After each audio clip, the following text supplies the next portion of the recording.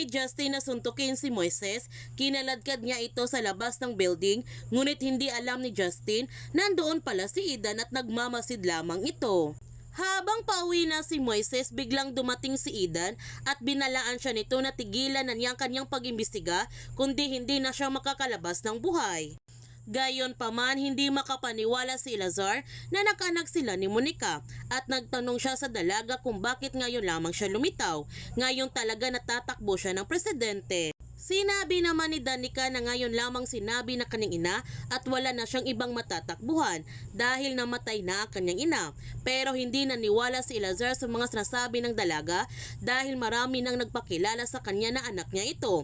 Sisiguraduhin muna niya na bago siya maniwala. Ngunit nang dahil sa sulat ni Monica, parang napaniwala na si Lazar na anak niya talaga si Danica.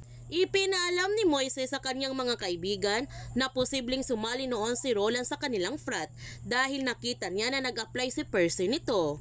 Pinayuhan ni Kelvin ang kanyang kaibigan na tigilan na niya ito dahil hindi siya sigurado sa kanyang mga natuklasan. Ikapapahamak lamang niya ito. Isipin niya na scholar siya ng kanilang frat at malaki nang naitulong ng mga sagrado sa kanilang pamilya. Ngunit hindi kayang manahimik lamang ni Moises sa kanyang mga natuklasan. Kahit malaki pa ang kanyang utang loob sa pamilya ni Justin, ipapatuloy pa rin niya ang kanyang pagtulong kay Aling Nadia.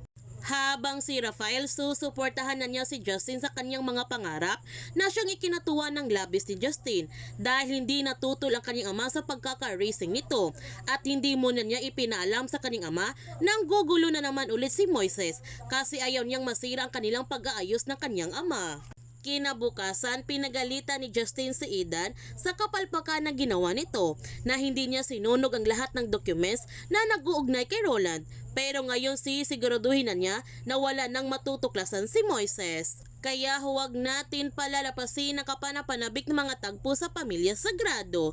Kung bago ka pa channel ko, don't forget to like, subscribe, and click notification bell para palagi kang updated sa mga videos in-upload ko. Thank you for watching and God bless everyone!